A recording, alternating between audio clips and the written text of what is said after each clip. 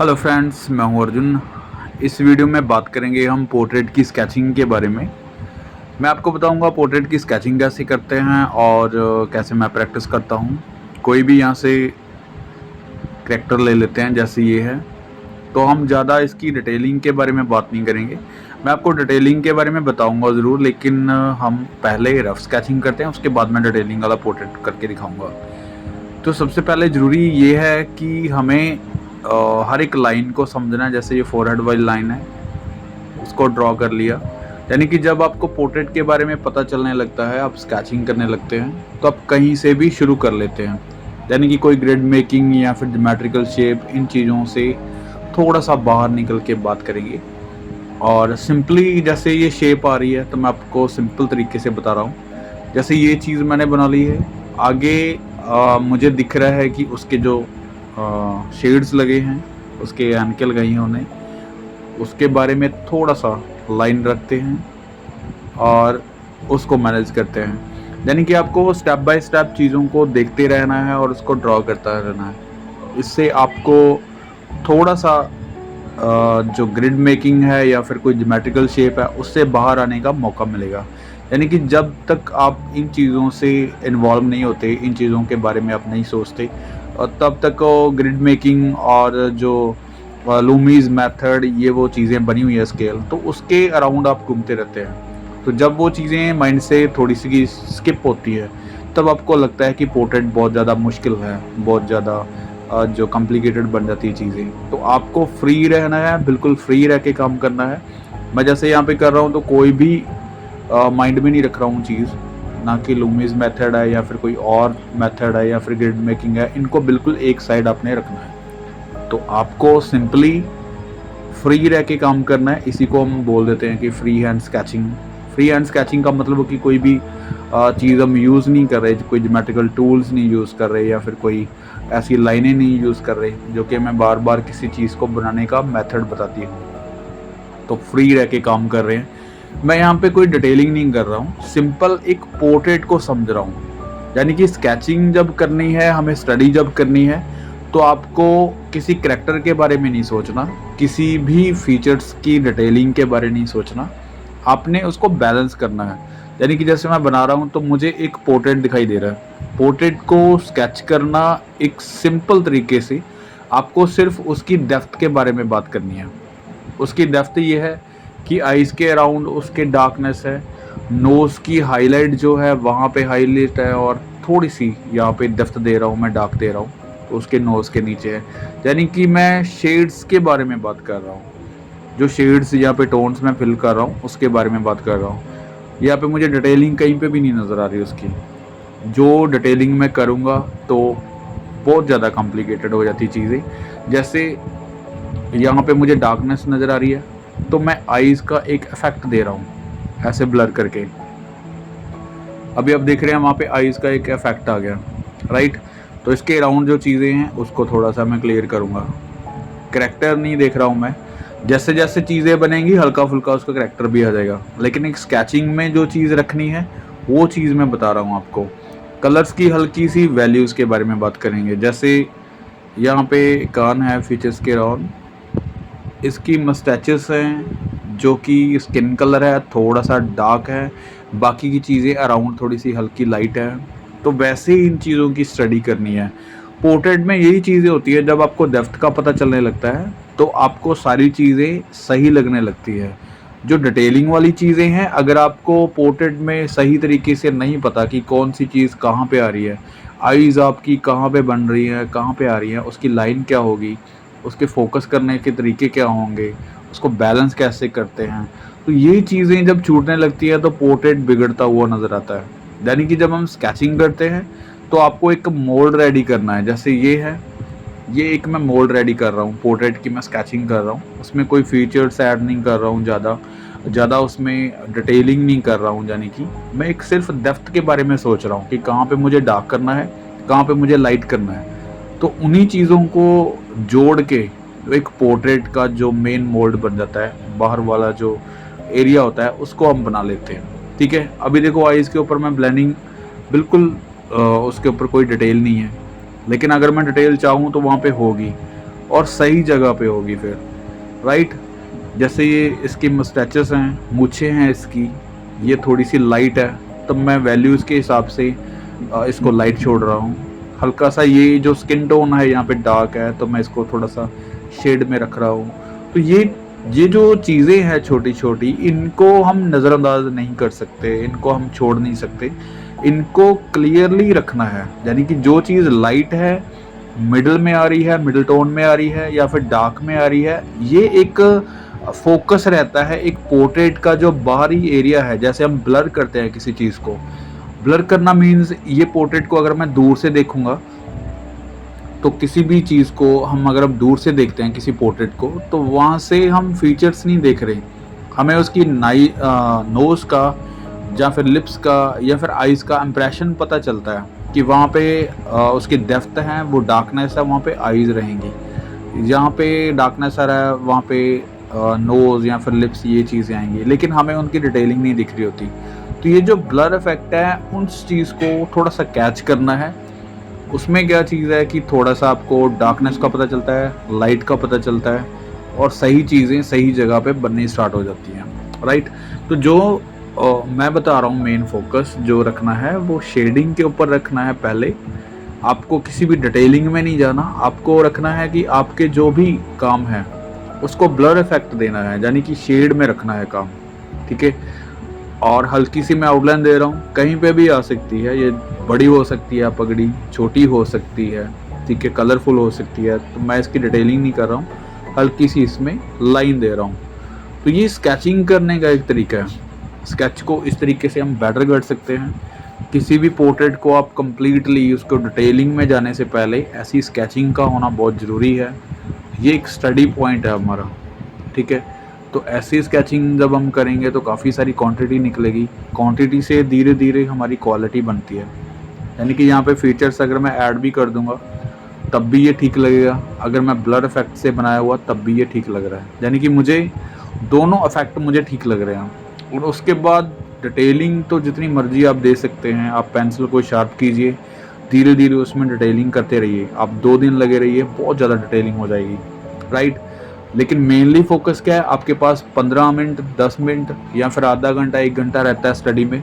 तो उसमें जब हम स्टडी करते हैं तो किसी चीज़ की डिटेलिंग करने से पहले हमें ये चीज़ की नॉलेज रखनी चाहिए कि वो चीज़ कैसे बनेगी, उसमें लाइट एंड शेड कैसे आ रहे हैं, टोन कैसे आ रही है, उसको बैलेंस कैसे करना है, लाइट से लेके डार्क तक कैसे जाना है, या फिर किसी स्किन टोन को अगर हम दिखा रहे हैं तो वो थोड़ा डार्क है, आसपास की चीज़ें जो हैं वो हल्की सी लाइट हैं, तो उनको कैसे दिखाना है। यानी कि इससे हमारा कलर्स वैल्यू की स्टडी होती है। कलर्स जितने रहेंगे उसको ब्लैक एंड वाइट में कैसे देखना है, अपनी नज़र को ब्लैक एंड वाइट तरीके से कैसे देखना है, तो ये चीज़ें एक स्केचिंग के माध्यम से हम सीख सकते हैं। और ये जो मैं इफेक्टिवल वर्क बना रहा हूँ, यहाँ पे कोई डिटेल नहीं कर रहा हूँ, तो इससे वर्क की स्टडी होती है, कलर की स्टडी होती है, और कलर्स की जो वैल्यूज़ रहती हैं शेड्स की, उनकी स्टडी मैं कर रहा हूँ, ठीक है। तो मेन चीज़ ये है कि एक पोर्ट्रेट की जो स्केचिंग है वो कुछ इस तरीके से रखें, डिटेलिंग में काम नहीं करना स्टार्टिंग में। मैं आपको डिटेलिंग के बारे में बताऊंगा, लेकिन जो स्केच मैं कर रहा हूँ रफली, तो ऐसी स्केचिंग क्वांटिटी में काफ़ी रखनी चाहिए। यानी कि अगर आप डेली 2, 4, 5, 10 स्केचेस बनाते हैं ऐसे, तो आपकी स्टेप बाय स्टेप बड़ी स्केचिंग अच्छी हो जाएगी। और यहीं से और देखते हैं कुछ अच्छा स्केच जिसमें लाइट एंड शेड थोड़े हों, थोड़े क्लियर हों। और यहाँ पे मैं आपको थोड़ा सा बता देता हूँ, ये पिंटरेस्ट ऐप है जिसे मैं देख रहा हूँ, यहाँ पे काफ़ी आपको आइडियल वर्क मिल जाते हैं। जैसे ये है, तो एक साइड देखो लाइट है, एक साइड थोड़ा सा डार्क है, तो हमें एक आर्टिस्टिक वैल्यूएबल काम मिल गया है। इसमें काफ़ी अच्छी वैल्यू दिखाई गई है कलर्स की। यहाँ पे अभी देखो, मैं पहले वाला जो पोर्ट्रेट था वो कहाँ से स्टार्ट किया था, अभी मैं इसको इस तरीके से स्टार्ट कर रहा हूँ। यानी कि जब आपको पोर्ट्रेट का आइडिया हो जाता है कि चीज़ क्या बना रहे हैं, किस तरीके का कोई पोर्ट्रेट बनता है, तो हम कहीं से भी शुरू कर सकते हैं। ये ज़रूरी नहीं है कि आपको सर्कल लेना है, ये ज़रूरी नहीं है कि आपको कोई ज्योमेट्रिकल शेप लेनी है, ये भी ज़रूरी नहीं है कि आपको लूमीज़ मेथड पहले बनाना है उसके बाद आपने कोई काम करना है, और ये भी ज़्यादा ज़रूरी नहीं है कि आपने डिस्टेंस कितने रखने हैं, कौन सी आइज़ कहाँ पे कैसे, वो सारी चीज़ें आपके माइंड में आ जाती है जब आप किसी पोर्ट्रेट की स्टडी कर लेते हैं, अच्छे से जान लेते हैं।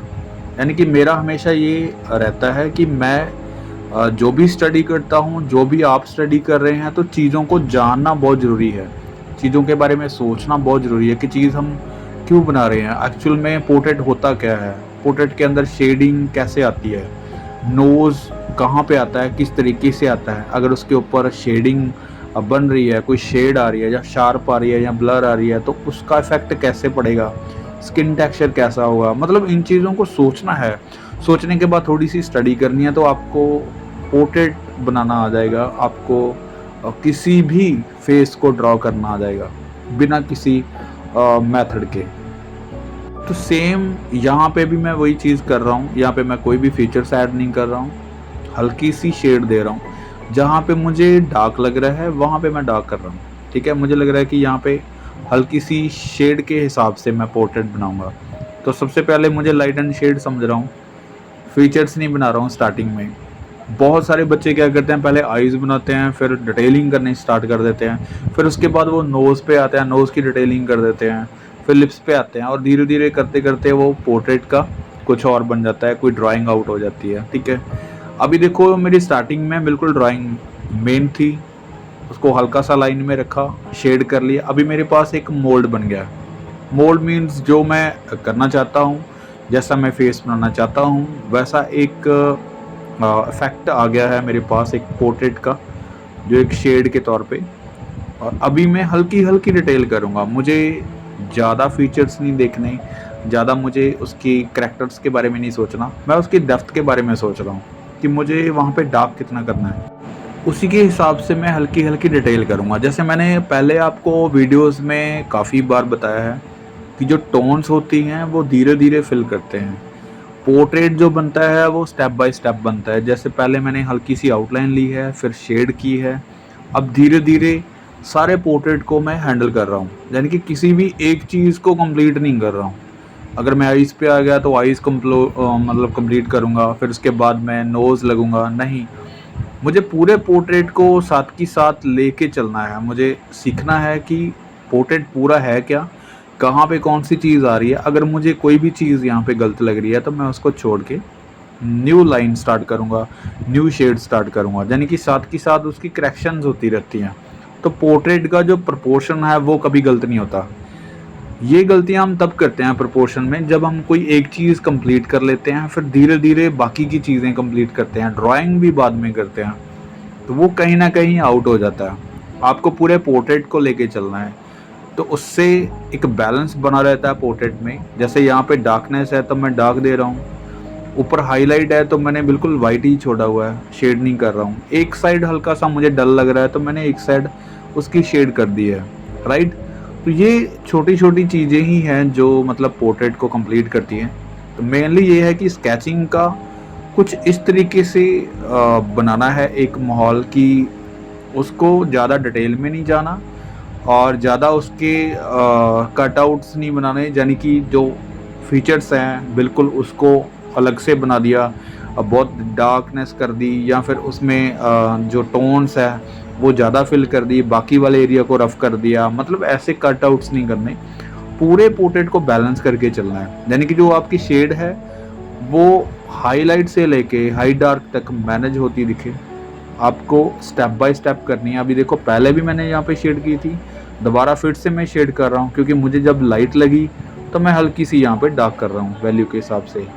तो स्टेप बाय स्टेप ही जाना है, किसी भी चीज़ को एक ही बार में कंप्लीट नहीं करना। ये मैं बार बार इसलिए बता रहा हूँ क्योंकि यही गलतियाँ मुझे लगता है काफ़ी सारे स्टूडेंट करते हैं। मेरे पास जो भी क्लासेस ले रहे हैं उनके पास भी ये चीज़ रहती है कि वो एक बार में कंप्लीट करते हैं, बाकी की चीज़ें हल्की हल्की आउट हो जाती हैं।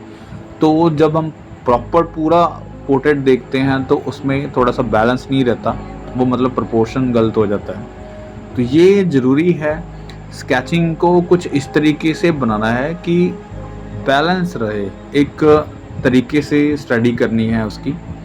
अभी मैं ज़्यादा इसमें कोई भी डिटेल नहीं कर रहा हूँ, लेकिन बिल्कुल हाईलाइट जो है बिल्कुल माथे के ऊपर जा रही है, उसके बाद हल्की सी शेड है वो नोज़ के पास आ रही है।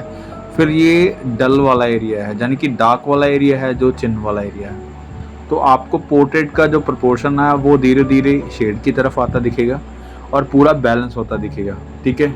इसमें टोन्स और बहुत सारी फिल होंगी, लेकिन इतनी स्केचिंग करेंगे तो काफ़ी रहेगा। मतलब इस तरीके की स्केचिंग करनी है आपने पोर्ट्रेट में, ज़्यादा डिटेलिंग भी नहीं और ज़्यादा रफ भी नहीं। और आपको वैल्यूज़ की स्टडी रखनी है प्रॉपर, कि जहाँ पे डार्क है वहाँ पे डार्क रहे, जहाँ पे लाइट है लाइट रहे, जहाँ पे हाईलाइट बन रही है तो हल्की सी हाईलाइट वहाँ पे छोड़नी है। तो आपको बड़ा अच्छे तरीके से स्केचिंग आ जाएगी। इसके ज़्यादा बारीकियों में जाने की ज़रूरत नहीं है। अभी और स्केच देखते हैं, जैसे कोई भी यहाँ पे देख लेते हैं पोर्ट्रेट जिसके अंदर लाइट एंड शेड थोड़ी सी स्टडी के बारे में बात कर सकें। ये देखो, थोड़ा सा एंगल भी ले लेते हैं, ये मुझे इंटरेस्टिंग लगा उसके देखने का तरीका। अब इसको कहीं से भी स्टार्ट कर लेते हैं, जैसे पगड़ी से स्टार्ट करते हैं। तो मेनली क्या है, कुछ लाइंस जिसको हमने धीरे धीरे स्ट्रेच करना है। जैसे इसके बाद ये नोज़ वाली लाइन आ गई। मैं आपको आराम से करके दिखाता हूँ, बिल्कुल तरीके से करेंगे। अभी यहाँ पे मैं कोई मेथड नहीं यूज़ कर रहा हूँ, पहली बात तो मैं आपको ये बता देता हूँ। फ्री हैंड स्केचिंग का मतलब ही यही होता है कि आप फ्री रहकर काम करो, कहीं से भी स्टार्ट करो, बस एंगल समझने हैं। आपको फीचर्स की स्टडी करनी है, आईज नोज लिप्स की स्टडी करनी है। उससे क्या होता है कि आप कोई भी एंगल जब बना रहे हैं तो आपको प्रॉब्लम नहीं आती कि उस एंगल से आप उस चीज़ को बना सको। जैसे अगर मैंने नोज़ की स्टडी की होगी तो मैं यहाँ पे प्रॉब्लम में नहीं फंसूंगा, मैं ऐसा नोज़ बना सकता हूँ, फिर ड्राइंग कर सकता हूँ। अगर आप एक एक चीज़ की स्टडी कर रहे हैं, आईज़ की, नोज़ की, लिप्स की, अलग अलग एंगल से, तो आपको कोई भी फेस बनाने में पहले ये चीज़ नहीं सोचनी पड़ेगी कि ये आईज़ यहाँ पे कैसे बनेंगी, नोज़ कैसे बनेगा। तो मतलब आप बना सकते हैं, ठीक है। अब ये देखो, एंगल्स ऐसे मुश्किल होते हैं लेकिन मुझे बड़ा इंटरेस्टिंग लग रहा है, बहुत आराम से हम कर सकते हैं इसको।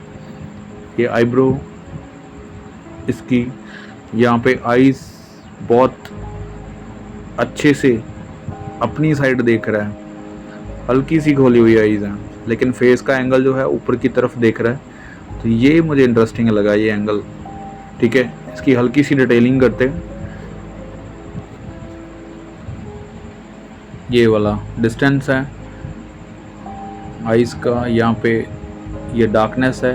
अभी आपको मैं एक चीज़ बता रहा हूँ, जैसे शेडिंग में साथ के साथ क्यों कर रहा हूँ, उससे मुझे पोर्ट्रेट के बारे में पता चल रहा है कि पोर्ट्रेट कहाँ तक फैला हुआ है, कहाँ तक जा रहा है, किस वैल्यू में जा रहा है। हल्का सा बैलेंस करने के लिए ये मैं रेंडरिंग कर रहा हूँ, मैं शेड कर रहा हूँ, ठीक है। यहाँ पे मस्टैचेस उस साइड जा रही हैं हल्की सी नीचे जाके, और यहाँ पे आइज़ का एरिया रहता है,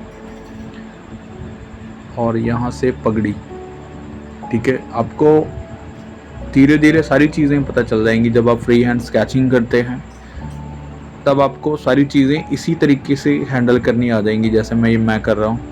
एक चीज़ जब आपने ड्रॉ कर ली, उसी के अकॉर्डिंग सारी चीज़ें जुड़ती रहती हैं, साथ साथ उसके चलती रहती हैं। मतलब जैसे हमने हल्की सी आइज़ का इफ़ेक्ट लिया है, कंप्लीट नहीं किया, नोज़ से स्टार्ट किया तो नोज़ का एक एंगल लिया है, उसके अकॉर्डिंग हम सारी आइज़ को, नोज़ को, लिप्स को, ये सारी चीज़ें मैनेज हो जाएंगी। यानी कि एक चीज़ अगर हम बना लेते हैं तो पूरा पोर्ट्रेट उसी के अराउंड घूमता है। यानी कि ये पोर्ट्रेट की कंपोजिशन होती है आइज़, नोज़, लिप्स की। तो अगर एक चीज़ आपने ड्रॉ कर ली है सही तरीके से, तो बाकी चीज़ें भी उसी के अराउंड बनेंगी, उसी के सहारे जो ड्राइंग बाकी की बनती जा रही है, ठीक है। तो अभी एंगल जैसे नोज़ का है, हल्का सा मैं शेड दे रहा हूँ इसको, बहुत इंटरेस्टिंग शेड है इसके ऊपर भी, बड़ा हाई ऊपर की तरफ आ रहा है, ठीक है। जितना इसके नीचे शेड करेंगे उतना ही नोज़ हाई रहता है, ऊपर की तरफ आएगा। तो मेन चीज़ यहाँ पे मैं आपको बता देता हूँ, इसके फीचर्स के एंगल्स और हल्की सी हाईलाइट जो आ रही है, और हल्का सा मिडिल टोन से हल्की सी डार्क की तरफ जाना है, ठीक है। ये तीन चीज़ें हैं मुझे लगता है इसमें स्टडी करने के लिए। एंगल है, यानी कि जो भी आप फेस बोलते हैं कि आप किसी भी एंगल में कैसे बनाते हैं, तो जो हमने बनाए थे अभी फेस, वो थोड़े से एंगल सेम थे, ये मैंने एंगल इसलिए चेंज किया, एक तो एंगल की स्टडी हो जाएगी, इसमें फीचर्स जो हैं उसको भी हम थोड़ा सा प्रॉपर बना के देखते हैं, उसके बारे में भी बात हो जाएगी, और एक शेड के बारे में जो रेंडरिंग हैचिंग स्टाइल में हम करेंगे इसी को रखते हैं। ठीक है, तो ये जो स्टडी है, जब भी मैं काम करता हूँ, मैं अपनी तरफ से जब कोई भी चीज़ बनाता हूँ, तो मैं अभी काम करने के लिए जस्ट बैठा था, तो मेरे आइडिया आया कि इस चीज़ की स्केचिंग हम करके अपलोड कर सकते हैं, आपसे शेयर कर सकते हैं, इसलिए मैंने ये वीडियो बनाई। मेन चीज़ यहाँ पे ये है कि जब भी मैं कोई भी काम कर रहा हूँ, वो मेरी खुद की भी स्टडी रहती है, मैं खुद उसके ऊपर काम करता हूँ। हम जो भी स्टडी कर रहे हैं तो मेरी खुद की भी स्टडी रहती है इसके साथ साथ। तो ये देखो, अभी जो नोज़ है वो एक प्रॉपर शेप में कर रहे हैं, तो एक हैचिंग स्टाइल से जो मैं आपको स्टाइल के बारे में बता देता हूँ। हैचिंग स्टाइल में जो आपकी लाइंस रहती हैं वो किसी भी डायरेक्शन में नहीं होती। मतलब अगर आप क्रॉस हैचिंग कर रहे हैं तो वहाँ पे क्रॉस हैचिंग का नाम ही क्रॉस हैचिंग है, जैसे मैंने स्टाइल के बारे में बात की थी।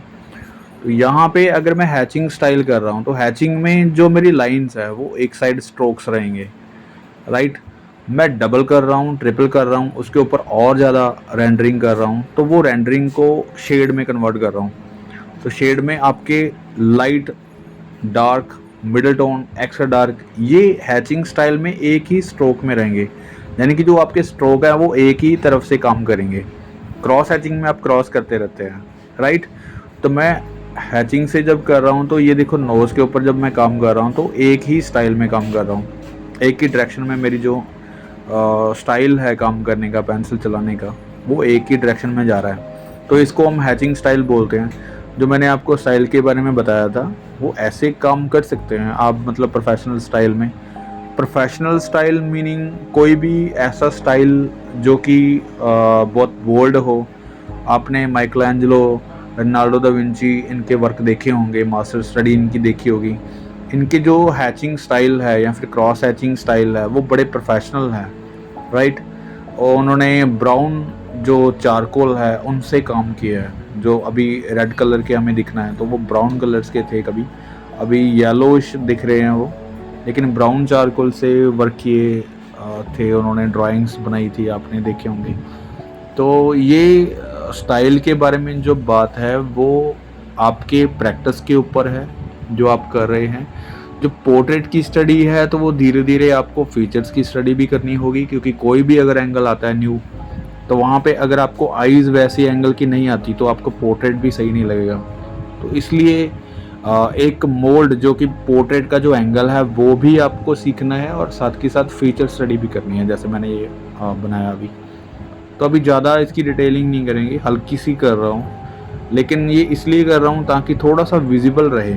जो बाकी की स्केचिंग है वो हल्की सी मैंने रफ़ की थी, अभी इसमें थोड़ी सी हम डिटेल कर रहे हैं। यानी कि आपका जो प्रोसेस है वो ऐसा होना चाहिए, स्टार्टिंग में आपके रफ़ स्केचेस हों। जब आपकी रफ़ स्केचेस की काफ़ी ज़्यादा क्वांटिटी हो जाती है, आपकी हैंडलिंग हो जाती है, आप बहुत अच्छी से ड्राइंग करने लगते हैं, फिर धीरे धीरे आपको स्टेप बाय स्टेप डिटेलिंग में आना होता है। जैसे मैंने पहले वो स्केचेस किए हैं, अभी धीरे धीरे उसकी मैं डिटेलिंग कर रहा हूँ, नेक्स्ट इसकी और ज़्यादा डिटेलिंग करूँगा, राइट। तो ऐसे काम के प्रोसेस होते हैं, स्टेप्स होते हैं। आपको रफ़ स्केचिंग करनी आनी चाहिए, आपको रैपिड स्केचेस करने हैं पोर्ट्रेट के, उससे आपका कॉन्फिडेंस बढ़ता है, आपकी लाइन स्ट्रॉन्ग होती है, आपको पोर्ट्रेट के बारे में नॉलेज मिलती है, और जितनी क्वांटिटी में आप करेंगे पोर्ट्रेट के बारे में उतनी ही नॉलेज आएगी। मैं आपको सिर्फ बता रहा हूँ जो मुझे लगता है, जो मेरा एक्सपीरियंस है, जैसे मैं काम करता हूँ वही चीज़ें मैं आपसे शेयर करता हूँ, राइट। तो ऐसे ही मैं डेमोज रखता हूँ, जो भी चीज़ें आसान होती हैं मैं आपके साथ शेयर करता हूँ।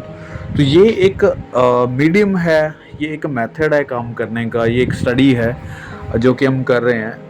इससे ज़्यादा अच्छी चीज़ ये है कि आप डेली रूटीन में काम करो। आप कम से कम 5 स्केचेस डेली करोगे तो मुझे लगता है कि थोड़ा सा आपके लाइन में फ़्लो आता है, आपकी लाइन स्ट्रॉन्ग होती है। तो पोर्ट्रेट को आप नज़दीक से देखना चाहते हैं तो वो वहाँ पे स्टडी करके देख सकते हैं। जैसे अगर आप पोर्ट्रेट की फ़ोटोज़ देख रहे हैं वो एक अलग चीज़ है, जब आप उसको स्केच करके देखेंगे तो और ज़्यादा नज़दीकियाँ देखेंगे उसकी। यानी कि जब आप नज़दीकियाँ का मतलब कि आप डिटेल में जाएंगे नज़दीक से देखना मतलब आप स्टडी भी कर रहे हैं, उसकी लाइट एंड शेड देख रहे हैं, उसके फीचर्स के एंगल देख रहे हैं, आप फीचर्स की ड्राइंग देख रहे हैं, मतलब कितना कुछ स्टडी होता है, लाइट एंड शेड देख रहे हैं। जब तक हम उसको स्टडी नहीं करते तब तक हमें उन चीज़ों से दूर रहना पड़ता है, थोड़ा सा डिस्टेंस रहना पड़ता है, ठीक है। एक समझना, देख के नॉलेज लेनी एक अलग चीज़ है, लेकिन किसी भी चीज़ को प्रैक्टिकल करके देखना, उसके स्केचेस करके देखना, ये बहुत इंपॉर्टेंट चीज़ है हमारे आर्ट में। मैं जितनी भी चीज़ें बता रहा हूँ आपको, वो मेरे एक्सपीरियंस के अकॉर्डिंग बताता हूँ आपको। मेरा जितना भी एक्सपीरियंस है मैं आपसे शेयर इसलिए कर रहा हूँ क्योंकि ये नॉलेज है, मैंने किसी किताब से या किसी टीचर से या मेरे उस्ताद जी से, उनसे ये चीज़ें सीखी हैं, ये चीज़ें ग्रहण की है मैंने, जो उनको काम करते हुए देखा है, जो कितने क्वांटिटी में काम करते हैं और कितनी मतलब क्वालिटी में काम करते हैं बाद में। तो ये चीज़ें सारी मैंने फेस की है जो मैं आपसे शेयर करता हूँ। तो ये मेन रोल है हमारे नॉलेज का। जितनी आपके पास नॉलेज आप किसी उस्ताद से, आप किसी टीचर से या फिर किसी भी यूट्यूबर से आप लेते हैं, पढ़ते हैं, उनको एक साइड रख के अपनी शीट पे अपनी जो स्केच बुक है उसके ऊपर सारी नॉलेज को प्रैक्टिकल करके देखिए, यानी कि स्केचिंग करके देखिए आपने क्या सीखा है, क्या किसी से नॉलेज ली है, आपको कितना आने लग गया। ये प्रैक्टिस बहुत इंपॉर्टेंट है, हमारे वर्क में होती ही प्रैक्टिस ही है मेन चीज़। मैं आपको गाइड कर रहा हूँ, आपको पता चल गया होगा कि किस तरीके से पोर्ट्रेट करना है, कैसे डिटेलिंग करनी है, ये हैचिंग मैं कैसे कर रहा हूँ, ये चीज़ आप देख के समझ गए होंगे। लेकिन जब तक आप करेंगे नहीं तब तक थोड़ा सा सोचना पड़ेगा आपको, और स्टार्टिंग आपको हमेशा करनी पड़ेगी किसी एक चीज़ से। अगर आपने स्टार्ट नहीं किया तो अभी से ही स्टार्ट कर दीजिएगा। सबसे पहले सोचना, और जब अगर आपका मूड नहीं कर रहा है स्केचिंग का तो कोई ना कोई एक स्केच बुक लेके आइए, न्यू छोटी सी, कोई ऐसा मटेरियल लेके आइए जिससे आपका मन करे कि इसको यूज़ करके देखना है। जब आपके मन में ये आएगा कि इसको यूज़ करके देखना है तो कोई ना कोई चीज़ तो बनेगी, कोई लाइन तो लगेगी ही, कोई स्केच तो बनेगा ही, राइट। तो मतलब कुछ ना कुछ तो ऐसा ड्रॉ होगा ही जब आप कोई न्यू मटेरियल लेके आते हैं। तो ऐसा तो है नहीं कि कोई आप मटेरियल लेके आए हो, स्केच बुक लेके आए हो, आप रख दोगे संभाल के, उसको कभी यूज़ नहीं करोगे। न्यू मटेरियल को मुझे तो लगता है कि जब कोई न्यू चीज़ आती है तो हमें रहती है तब कि इसको जल्दी से यूज़ करें, इससे कुछ बना के देखें कैसे बनेगा, या फिर ऐसा ही होता है कि हम न्यू लेके आए हैं, इसको यूज़ करके देखना है। तो एनर्जी ये होनी चाहिए आपके अंदर। जब भी आप थोड़ा सा दूर होना स्टार्ट हो जाते हो तो कोई ना कोई चीज़ ऐसी न्यू लेके रखो कि आप यूज़ कर सको उसको, राइट। तो ये देखो अभी आपके सामने ये छोटा सा पोर्ट्रेट मैंने किया है, ये रेंडरिंग स्टाइल में किया है जो कि हैचिंग स्टाइल है, और वैल्यू जो है कलर्स की वो आपको हल्की सी दिख रही होंगी। मैं ज़्यादा डिटेल नहीं करूँगा पगड़ी वगैरह की, इसको हल्की सी शेड रख देंगे करके। तो ये पॉइंट्स जो हैं आपके इस तरीके से काम करते हैं, मतलब आपको धीरे धीरे स्केचिंग करनी है, फिर उसके बाद धीरे धीरे शेडिंग की तरफ आना है, फिर धीरे धीरे उसमें डिटेलिंग फिल करनी है सही मायने में, राइट। तो अभी जो वैल्यूज़ के हिसाब से यहाँ पे डार्क है तो मैं हल्की सी डार्क कर दूँगा, या फिर थोड़ी सी डिटेलिंग मुझे जो दिख रही है वो कर दूँगा, लेकिन ज़्यादा डिटेल में नहीं काम करेंगे। तो ये छोटी छोटी चीज़ें हैं जो आपको सीखनी है, करनी है। उम्मीद करता हूँ इस वीडियो से काफ़ी चीज़ें आपको क्लियर हुई होंगी स्केचिंग के बारे में, पोर्ट्रेट के बारे में। और जो बच्चे न्यू हैं चैनल को सब्सक्राइब कीजिए। नेक्स्ट टॉपिक में हम बात करेंगे किसी न्यू टॉपिक पे, वो मुझे आपसे ही पता चलता है कि हम किस चीज़ के ऊपर बात कर रहे हैं। मुझे काफ़ी सारी रिक्वेस्ट पड़ी है मेरी, मैं कोशिश कर रहा हूँ कि स्टेप बाय स्टेप उनको मैं लिखा हुआ है, धीरे धीरे उनकी मैं लिस्ट बनाई हुई है, धीरे धीरे उनको अपलोड करूँगा बना के। कुछ वीडियोस मेरे पास बनी हुई हैं और उनको मैं धीरे धीरे अपलोड करूँगा, तो काफ़ी हेल्पफुल रहेंगी हमारी स्टडी के लिए। और इनसे मैं खुद भी सीखता हूँ, मेरी खुद भी स्टडी होती है, जो मैं आपसे शेयर करता हूँ मुझे काफ़ी सारी नॉलेज मिलती है जब भी मैं कोई चीज़ करता हूँ। Thank you so much for watching this video.